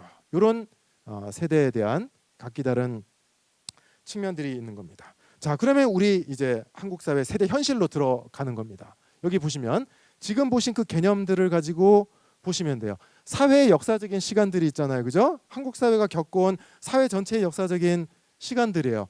국가 건설, 전쟁과 빈곤, 근대화 산업화하고 정치적으로는 독재, 그리고 경제적인 호황을 겪으면서 그 시기에 민주화가 자유화가 이루어지고 2000년대 들어서는 세계화, 시장화, 정보화 뭐 이렇게 보통 이야기들을 합니다. 그때 개인들의 생애 주기 단계, 에이지, 그죠? 각 생애 주기 단계가 어느 역사적 시간대에 위치해 있는지를 보는 거예요. 그렇게 보시면은 여기 노년 세대의 경우에는 이거를 청년기, 중년기, 노년기에 겪으시는 거죠. 그죠? 그다음에 중년 세대는 요거를 청년기 때 겪고 이거를 중년기 때 겪게 되시는 거고, 그다음에 지금의 청년 세대들은 요 시대의 청년기를 처음 이제 맞이하시는 거죠. 이게 각 출생 세대 집단들의 라이프 스테이지가 어떤 역사적인 위치에 놓여 있느냐를 보여주는 거거든요. 자, 그러면 아까 제가 처음 말씀드렸던 그 세계관 형성의 가장 기본적인 토대 말씀을 해드렸잖아요. 좀 전에 우리가 봤던 칼 만하임 그 사회학자의 표현으로는요, first impression, 내가 살고 있는, 내가 던져진 이 세상, 나를 둘러싸고 있는 사회적인 환경에 대한 첫 번째 강력한 임프레션이 생기는 그 시점이라는 뜻이에요. 그 시점에 어떤 시대 상황이었느냐가 각각의 출생 세대에 영향을 많이 미친다라는 얘기거든요. 여기 보시면은 노년 세대 때 그 시대에 전쟁과 빈곤, 산업화, 독재 이런 거에 영향을 많이 받은 거예요. 근데 지금의 중년 세대들은 독재도 겪었지만 민주화와 자유화, 경제 호황 이런 것들을 젊은 시절에 겪은 거죠. 근데 지금 청년들은 뭐예요? 세계화와 시장화, 양극화, 정보화 이런 것들을 가장 중요한 삶의 시기에 겪으면서 지금 커가고 있으신 거죠. 그 차이가 있다라는 거예요. 그래서 우리가 다른 세대의 인식과 경험을 이해한다라고 하는 것은 그 세대의 가장 결정적인 삶의 시기에 무엇을 겪었느냐, 그리고 어떤 시대 상황을 어느 연령대 때 겪었느냐, 이런 것들을 나와 다름을 이해하려는 노력이 있어야 된다는 거예요. 그랬을 때에 저 사람들에게는, 저분들에게는 이런 것들이 그래서 익숙하구나, 이거를 이해하는 데서 출발해야지 그러면 우리가 어떻게 공존을 할 것인가에 대한 얘기가 가능해질 수가 있다라는 거죠. 자, 근데 그게 결정론적인 건 아니라는 거예요. 청년기 때 뭐를 겪었느냐가 평생을 가는 게 아니에요. 여기서 이제 많은 오해가 생기는데, 예를 들면 지금 중년 세대 베이비붐 세대라고도 하고 또 586 세대라고도 이야기를 하고 다양한 방식으로 얘기를 하죠. 그 세대에 대한 많은 오해가 뭐냐면요, 경제 호황기 때 청년기를 맞이해서 정규직에 다 들어가가지고 지금까지도 안 내놓고 있는 사람들로 인식하기가 쉽잖아요. 그죠? 근데 제가 이따가 통계를 보여드리겠지만 요 세대의 비정규직 비율이 지금 30대보다 훨씬 더 높아요. 우리한테 안 알려진 사실이잖아요. 그죠? 청년기 때 경제 호황이었던 거 맞아요. 그럼 그거의 결과가 뭐냐면요, 그 앞 세대, 요 노년 세대에 비해서요, 지금 중년이신 60년대 출생 세대 분들, 베이비붐 세대 분들, 이분들이 그 윗세대보다 더 일찍, 더 쉽게 노동시장에 진입했어요. 더 쉽게 취직한 거 맞아요. 호황기니까요. 쉽게 들어갔어요. 근데 그 다음 스토리까지 봐야 돼요. 이 앞세대보다요 먼저 쫓겨났어요. 이거는 우리 사회가 모르잖아요. 그죠? 지금 50대가, 지금 60대가 비정규직 빈곤층이 왜 그렇게 많은지 설명이 안 되잖아요. 그 세대가 어느 세대보다도 일찍 호황기 때 취직을 했어요. 근데 채 펴보지도 못하고 IMF가 터졌어요. 그럼 IMF 때 극복하기 위해서 정리해고된 게 전부가 아니라는 게 여기서 결정적이거든요. 우리 사회의 고용 불안이 본격화된 건 2000년대 들어서예요. 97년 IMF의 극단적인 실업률을 그 당시 아시아 나라들 중에서 가장 먼저 극복을 하고요. 그 뒤에 2000년대에 들어서 여러 가지의 하청 구조라든지 비정규직 이와 같은 것들로 전반적으로 불안정한 고용 구조라는 것이 형성된 게 2000년대 때예요. 이때부터 정규직이었던 사람들이 비정규직이 되고 비정규직이었던 사람들이 실업자가 되고, 그리고는 다시 이전 상태로 진입을 못하게 되는 그런 변화가 이 중년이 이후에 요 시점에 생기게 되는 거죠. 그거를 우리가 밑에서 봐야 되는, 이게 바로 시대 효과인 거거든요. 우리가 앞에서 봤던, 예를 들면 시장화, 양극화, 정보화 이와 같은 것들이 같은 시대 환경인데, 이게 각기 다른 출생 세대에 노년들은 노년에 이르러서 이거에 직면을 하겠어요. 빈곤이 늘어나는데 노년에 지금 빈곤에 직면을 하게 된 사람들이 많이 생긴다는 거. 이 세대는 중년에 들어서, 이 세대는 태어날 때부터 정신 바짝 안 차리면 이 양극화된 구조에서 밑으로 내려간다. 윗세대는 밑으로 내려갔는데 이제 남은 인생에 올라갈 수가 없다. 누가 더 불행해요? 따지는 게 의미 없는 거죠. 그죠? 그래서 이런 여러 가지 측면을 입체적으로 볼 필요가 있다. 그럼 이제 우리가 통계를 봅니다. 세대 간의 차이란 거하고 세대 내의 차이라는 거를 교차시켜서 본다는 것이 뭘 의미하는지 구체적인 데이터를 가지고 보면서 이해를 도울 수가 있을 것 같아요. 자, 인식의 차이, 지금 청년층을 가지고 한번 봤어요. 청년층 2030은 어떻다, MZ는 어떻다 이렇게 이야기를 하는데 실제 세대적인 특성이 있다라는 거예요. 그 세대는 없다는 아니라는 거죠. 그럼 여기에 보시면 젠더 불평등 의식이라고 이야기를 했는데 재작년에 조사한 거예요. 경제적으로 가족을 부양할 책임은 남자가 더 크다. 여자들은 직장에서 옷차림, 화장 등 외모에 신경을 써야 된다. 이런 걸 물어봐서 그렇다라는 응답률이에요. 그러니까 이게 높을수록 불평등 의식이 더 높은 거예요. 전통적인 성역할 기대라든지 이런 것들이 남성이 파란색이고 여성이 주황색인데요. 남성 여성 할 것 없이 연령대가 높아질수록 그렇다라는 응답이 높아지죠. 그죠? 그러니까 이게 우리가 20대 내에서 예를 들면 20대 내에서 젠더 의식의 차이가 크다.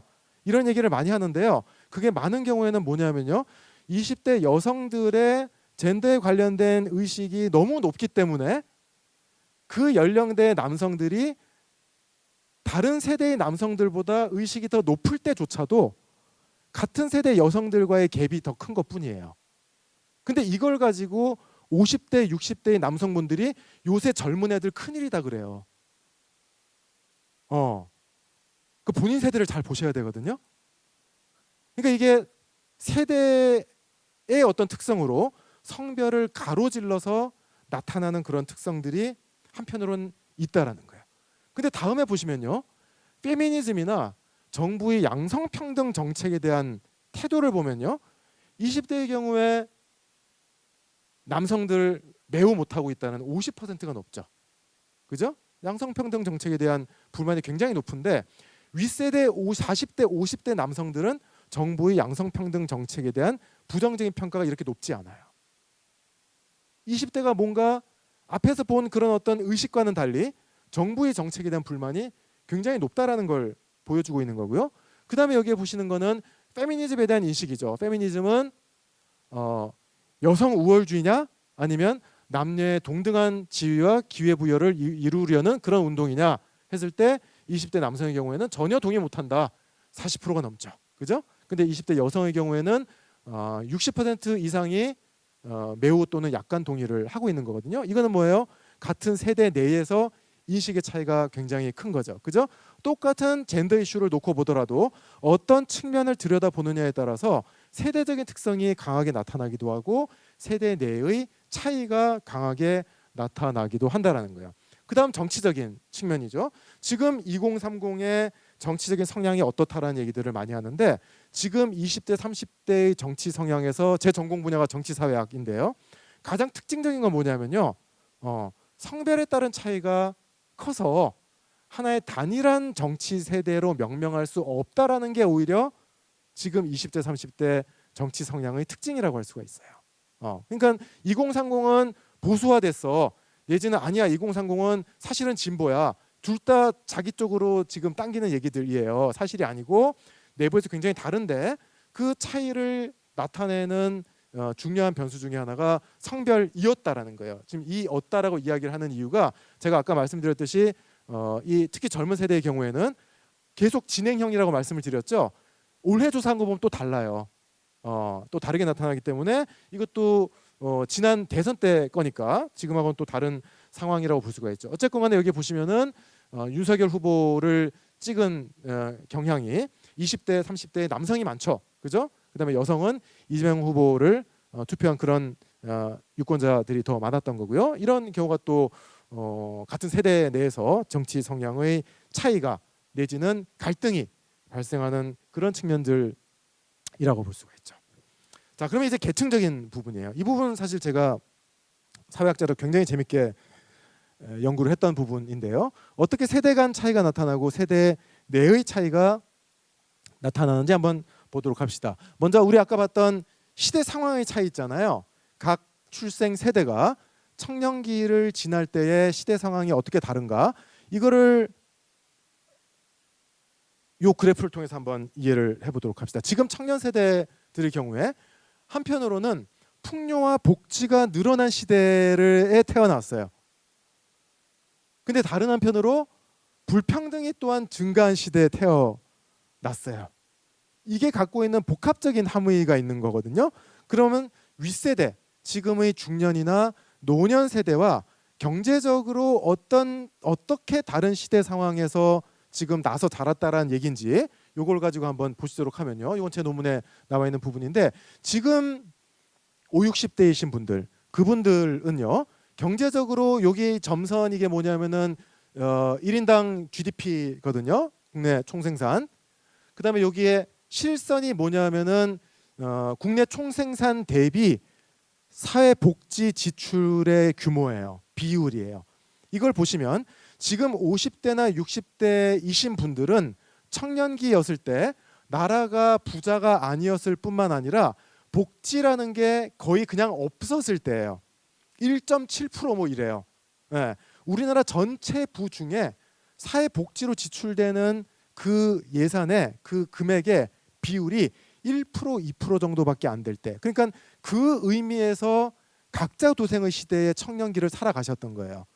네가 취직해서 번 거가 아니라면 어디서도 도움이 나올 데가 없던 그 시대의 청년기를 보내셨던 분들인 거죠. 그에 비해서 지금 청년들은 그래도 GDP 중에서 10% 이상 OECD 회원국 중에서 제일 낮아요. 그럼에도 불구하고 과거에 비해서는 조금 늘었죠. 그리고 부의 수준이 늘었어요. 그러면 앞 세대들이 볼 때 야, 좋은 시대 태어났네. 우리 때는 자기가 버는 거 이외에는 아무것도 없었어. 지금은 청년 수당, 뭐 청년 일자리, 뭐 복지 뭐 있잖아. 이렇게들 말씀을 하시죠. 근데 오른쪽 보면은 완전히 달라집니다. 여기 보시면은 상위 1%의 소득 비중만 한번 보여드린 거거든요. 불평등을 측정하는 여러 가지 지표가 있는데요. 뭐 지니 계수도 있고, 그 다음에 상위 20%, 하위 20%, 뭐 이런 것도 있고, 여기는 제가 소득 집중도라고 이야기를 합니다. 상위 1%가 전체 소득 중에서 얼마만큼을 가져가느냐, 이걸 보시면요. 지금 중노년이셨던 때에 비해서 지금 청년들은 너무너무 불평등이 심한 시대를 살고 있는 거예요. 그죠? 그러면 이거는 평균값이거든요. 전체 우리나라 부를 사람 숫자만큼 나눈 건데요. 이 부를 이 사람들이 거진 다 가져갔다고 생각을 하시면 돼요. 그죠? 그러니까 나라 전체의 부가 증가했더라도 우리 같은 대부분의 보통 사람들의 부는 증가하지 않았거나 옛날보다 더 못할 수도 있어요. 그죠?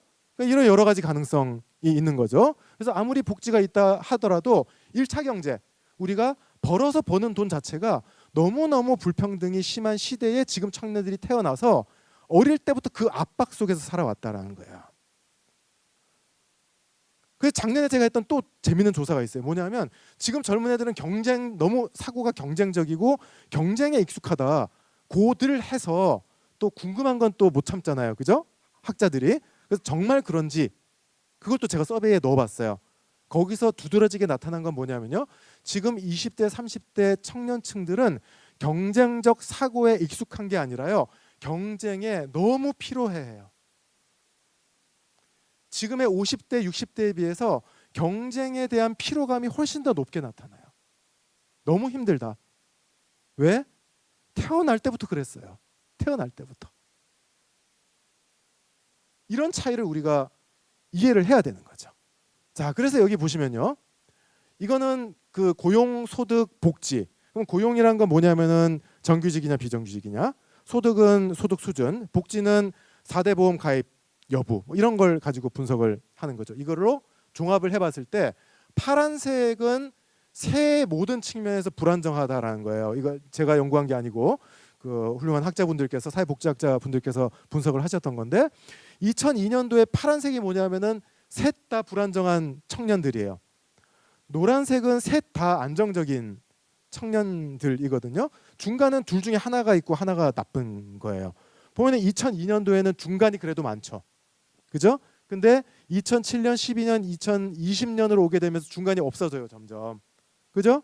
그래 보시면은 지금 청년들의 30% 정도는 셋 다 불안정한, 매우 불안정한 계층이에요. 근데 30% 이상이 셋 다 그래도 괜찮아요. 그렇다고 해서 살만하다는 뜻은 전혀 아니에요. 이 지위를 얻기 위해서, 이 지위를 유지하기 위해서 얼마나 피나게 노력을 하고 비인간적으로 노동을 해야 되겠어요? 그럼에도 불구하고 우리에게 또 하나 중요한 포인트는 뭐냐면은 이 계층과 이 계층이 놓여 있는 현실과 이해관계가 다르다는 거예요. 그럼 이게 어떤 정책적 결과를 낳게 되냐면은 공공 정책이 이쪽에 더 강조점을 두는 정책을 펼치면 이쪽에서 불공정하다고 느낄 수가 있겠죠. 그죠? 우리도 충분히 힘들어. 우리가 셋 다 안정적이라고 해서 1년에 억 버는 거 아니거든. 언제 잘릴지 몰라요. 성과 압력에 시달려. 밤에 잠을 못 자. 툭하면 야근이야. 근데 MZ래. 지갑 여니까 대박이래. 미쳐버리는 거야. 그러니까는 우리도 힘든데 이쪽에만 정부가 공공의 재원을 몰아주는 게 맞냐? 이렇게 되죠. 근데 반대로 이쪽에 맞추게 되면은 이 사람들은 지금 생존이 문제야. 이게 과연 사회적인 통합을 위한 길이냐? 이런 얘기가 또 나올 수가 있는 거죠. 말하자면 세대 내에 사회적인 통합을 증진시킨다는 건 쉬운 문제가 아니라는 얘기예요. 지금 20대는 이렇다 저렇다라는 식으로 정의 내려서 해결될 문제가 아니라 매우 실질적인, 아까 우리가 만하임에서 봤듯이 객관적인 조건과 이해관계의 차이를 어떻게 우리가 풀어갈 것이냐라고 하는 중요한 문제가 여기에 담겨 있다라는 얘기인 거죠. 자, 여기에 요거는 제가 분석을 한번 해본 겁니다. 소득과 자산 부분이에요. 상위 20%와 하위 20%의 격차가 최근 어떤 트렌드인지 요거를 가장 최근까지 보게 되면은 소득 격차 점점 늘어나죠. 밑에 20%는 거의 변화가 없어요. 그죠? 상위 20%만 늘고 있어요. 그다음에 여기 보시면은 최근 몇 년 동안 부동산 폭등하면서 많이 우리가 들었던 얘기가 뭐죠? 앞 세대는 집 사가지고 이번에 대박이 났는데 청년들은 미래가 없어졌다는 얘기를 많이 하잖아요. 전혀 그렇지가 않아요. 앞 세대에 이미 세대 내 자산 격차가 심각하게 벌어져 있는 상태예요.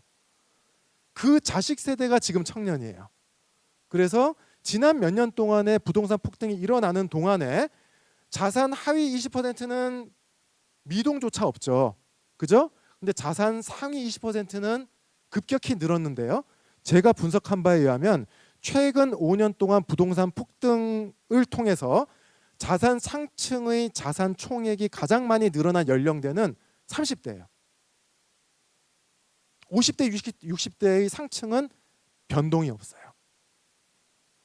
50대, 60대 자산 상위 계층의 자식들이 지금 불을 증식을 한 시기라고 볼 수가 있는 거죠. 세대 내 격차가 심각하게 벌어졌다는 거예요. 이런 계층 격차를 반영해서 인식의 차이도 생겨나게 된다는 거죠. 그래서 이것도 제가 분석을 참여를 했던 건데 열심히 살았죠. 그죠?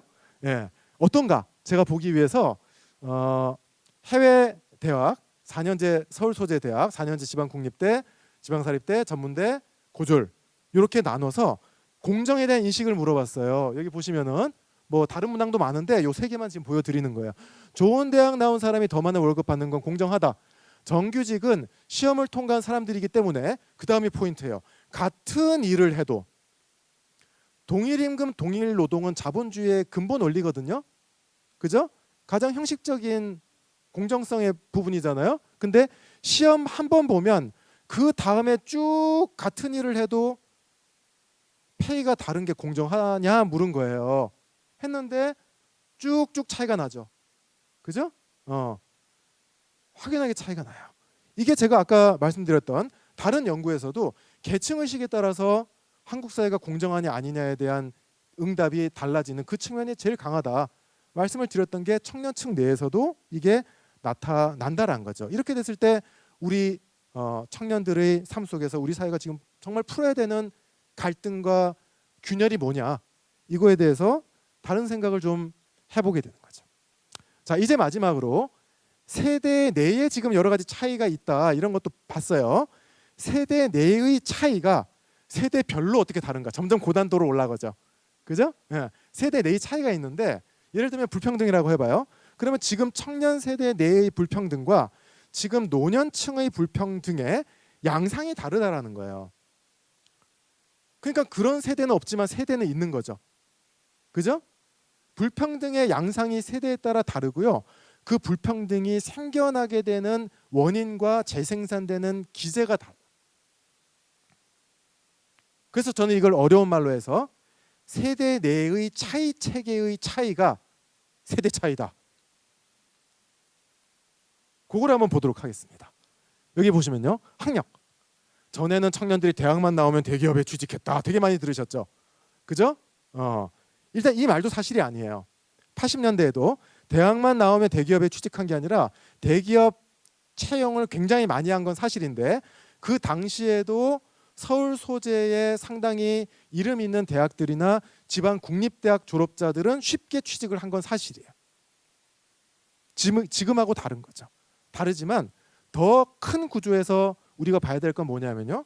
80년대에는 학령 인구의 13%만 4년제 대학을 갔다라는 얘기예요. 그럼 대학만 나오면이라는 말이 무슨 의미가 있어요? 87%가 대학을 못 갔는데. 그죠? 그러니까 우리가 이렇게 이야기해야 돼요. 80년대에는 13%만 4년제 대학을 갔지만 대학을 간 사람들은 지금보다 훨씬 취직을 했다. 쉽게 취직을 했다. 하지만 87%는 4년제 대학을 가지 못했다라는 이유로 평생 동안 임금 격차를 겪었다라는 거예요. 4년제 대학을 간 사람들과의 차이에서. 그러니까 대졸자와 비대졸자의 임금 격차가 그 세대 내에 학력에 따른 경제적인 격차의 제일 중요한 부분이었던 거죠. 근데 지금 청년층들은 어때요? 대학 취학률이 굉장히 높아졌잖아요. 70%가 고등교육 취학을 하고요. 근데 이 고등교육 취학률에는 전문대가 포함이 돼요. 4년제 대만 하면은 지금 20대 초반, 지금 20대 50에서 55% 사이 요 정도가 4년제 대학을 취학을 합니다. 그래서 교육사회에서는 뭐라고 이야기를 하냐면요. 이중적 격차. 그러니까 학력에 따른 대졸이냐 아니냐의 학력 격차와 어느 대학 갔냐 학벌 격차. 이게 중층적으로 된 과거와 다른 교육 격차 구조로 넘어가게 됐다는 거거든요. 그러니까 과거에는 다 대학 가고 다 편했던 게 아니라, 그죠? 지금 대학 취학률을 가지고 과거에 투사를 하면 안 된다라는 거예요. 구조가 달라졌다. 이 세대에 따른 차이를 보게 되고요. 그 다음에 직업 구성 또는 계급 구성도 다르죠. 여기 50대 586 뭐 이야기하죠. 586 하면 제일 먼저 떠오르는 게 뭐예요? 부장님, 그죠? 부장님이 뭐냐면 관리직이거든요. 관리직.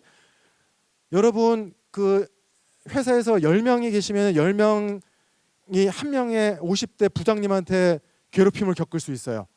정말 싫다. 안 맞는다. 근데 부장님이 한 명이면 그 부장님 연령대 나머지 9명은 어디 갔어요? 그죠? 지금 밑에 일하고 있는 20, 30대 화이트 칼라층에 10명이 일을 하고 있는데 그 사람들한테 정말 50대는 하고 보는 그 위에 상관이 한 명이면은 그 분의 동세대 나머지 9명은 어디 갔냐라는 거죠. 그죠? 관리직이 작년 통계로 우리나라 전체 취업자 중에서 3%밖에 안 돼요. 아니 1.5%밖에 안 되고요. 관리직이 50대에 제일 많은 건 사실이에요. 지금 관리직 중에 50%가 50대예요. 근데 그 50대 전체 취업자 중에 관리직에 종사하는 사람이 3%밖에 안 된다는 거예요. 근데 우리는 그 3%의 관리직을 보면서 50대는 안 되라고 생각을 하기가 쉽다라는 거예요. 왜냐하면 우리가 매일 직장에서 보는 사람이기 때문에. 그럼 많은 지금 20, 30대 청년들이 어떤 생각을 하냐면요. 대부분 20, 30대 부모님은 뭐 하시는 분이냐면요. 생산직 노동자거나 판매직 자영업자이시거나 아니면은 단순 노무직에 계신 분들이세요. 저마다 지금 20, 30대의 화이트 칼라 종사자들이 사무 전문직 분들이 내부모만 빼고 50대는 다 갑질을 한다고 생각하기 쉬워요. 그죠? 내부모만 빼고. 왜냐하면 내부모는 갑질을 할 수 있는 위치가 아니니까. 근데 그 생각을 대다수의 청년들이 하고 있다고 생각을 해보세요. 그죠? 그러니까 지금 50대는 갑질하는 부장님이라는 그 이미지가 여러분의 부모님 세대를 얼마나 왜곡해서 표현하고 있는지를 알 수 있는 대목이죠. 대부분은 이런 생산 서비스직과 판매직, 노무직에 종사를 하시는 분들이 지금 50대 분들이세요. 근데 지금 20대, 30대의 경우에는 60% 가까이가 사무 전문직 화이트 칼라층이에요. 그에 비해서 노동 계급은 그보다 훨씬 더 적은 비율에 속하죠. 그러니까 다수의 밑에서 열심히 일하는 화이트 칼라층이 아주 소수의 관리직 윗세대 분을 모시고 일을 하고 있는 이런 형국을 지금 우리가 살고 있다는 말씀을 드리는 겁니다. 그래서 이 고용의 문제도 마찬가지죠. 우리가 옛날에는 다 정규직이었는데 지금은 비정규직이 많아졌다라고 생각하기가 쉽지만 사실은 이거는 나이 세대 시대의 나이에 따른 영향이 굉장히 많다. 그래서 노동시장에 진입하는 20대하고 노동시장에서 이제 쫓겨나는 50대, 여기에 비정규직 비율이 많고요. 지난 10여 년 동안 30대, 40대의 비정규직 비율이 가장 낮은 상태를 계속 유지를 하고 있어요. 그 지금 50대들이 딱 60대로 떨어지는 순간부터 비정규직 비율이 70%로 올라가요. 그 연령대 내에서 낭떠러지에 떨어지게 되는 거죠. 그게 우리 아까 봤던 그 헤드라인 제목이 있죠. 그죠? 인구상으로 베이비붐 세대가 제일 많은데 그 베이비붐 세대의 10명 중에 3명이 이미 여기로 떨어졌다라는 거예요. 그리고 앞으로 몇 년 동안 여기로 다 떨어질 거예요. 그럼 어떻게 되느냐? 그죠? 청년들도 지금 살기가 힘든데 이 노인층, 새로 확 늘어나는 베이비붐 세대의 노인 빈곤층을 우리가 어떤 재원으로 최소 생계를 유지를 해줄 것이냐? 청년들도 힘든데 이 상황에 우리가 직면해 있다고 봐야 되는 거죠.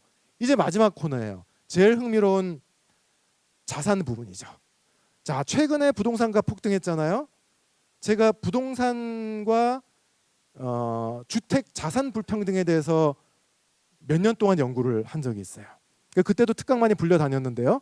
우리 사회의 자산 불평등에 대해서 열심히 앞에서 강의를 하면 다 끄덕이신 다음에 제가 끝나고 이제 나가면은 한두 번 이렇게 오셔가지고요. 저 교수님 그래서 집을 지금 사야 되는 그러셨어요. 예. 그게 무슨 얘기냐면요. 최근 몇 년 동안 부동산 가격이 폭등을 하니까 그게 첫 번째 폭등인 줄 알고 있는 사람이 되게 많아요.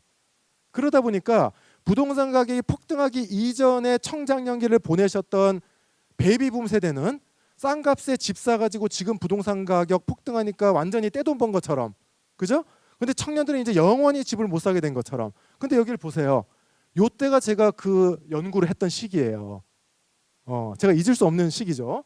2001년과 2006년 요 시기 때 요때가 뭐냐면은 우리나라에서 처음으로 우리 사는 living home, 사는 집이 buying, 사서 판매하는 투자 대상으로 상품화된 시기예요. 요때가. 이때 이제 1차로 부동산 폭등이 일어나면서 그야말로 집이라는 거는 투자 대상이 되기 시작한 거죠. 엄청난 사회적인 충격이 있었어요. 그리고 나서 2006년에 한 번 더 폭등이 있었죠. 이때가 언제예요? 지금 베이비붐 세대가 여기 앉아 계신 20, 30대였을 때예요. 네? 지금 50대, 60대이신 분들이 20, 30대였을 때 이 부동산 폭등이 있었다고요. 그러면 그게 의미하는 바가 뭐냐면 이때에 그 세대 내의 위너와 루저로 완전히 갈라졌다라는 뜻이에요. 네. 이때 부동산 투기 안 하고 열심히 일한 사람들은 루저가 됐고요.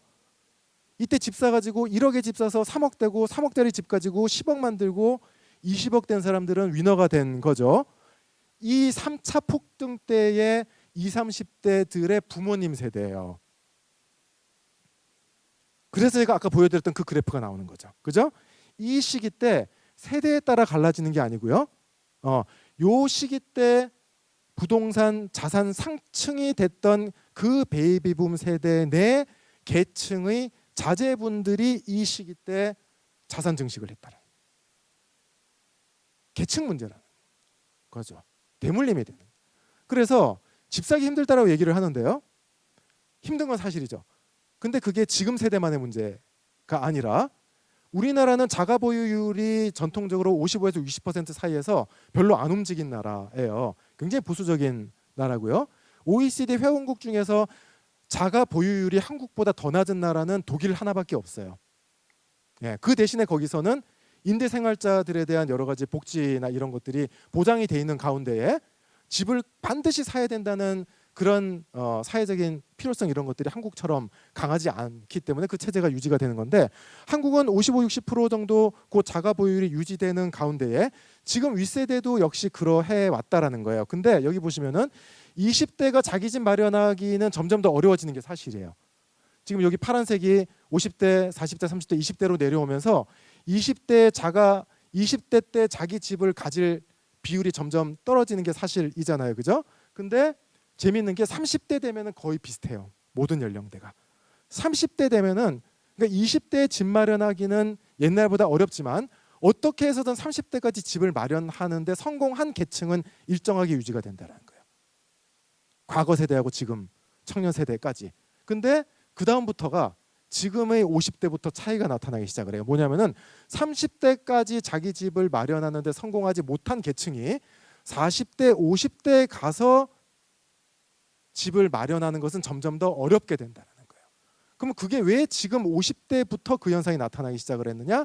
아까 얘기한 그 2000년대 들어서의 부동산 폭등의 영향 때문에 그렇게 되는 측면이 있는 거죠. 그래서 지금 우리 베이비붐 세대라고 하는 그 세대가 20대였을 때, 30대 초중반이었을 때, 그리고 30대 후반 됐을 때 세대 내의 자산의 격차를 보면은 점점 더 늘어난다는 것을 통계적으로 확인을 할 수가 있는 거죠. 그 영향이 지금 청장년 세대까지 이어져 내려오게 된다는 거죠. 이게 마지막 슬라이드인데요. 그래서 젊었을 때부터 중년을 거쳐 노년으로 갈수록 자산의 상층과 하층 사이의 격차가 점점 더 양극화된 U자로 변해가는 걸 우리가 볼 수가 있죠.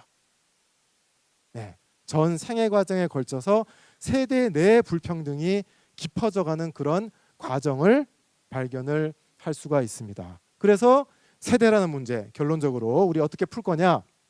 세대 차이는 중요하다. 여러 의미에서. 근데 우리가 빠져서는 안 되는 게 뭐냐면은 사회 모든 현상을 너무 세대 문제로 보는 세대 만능주의. 이게 현실을 제대로 못 보게 만든다는 거고요.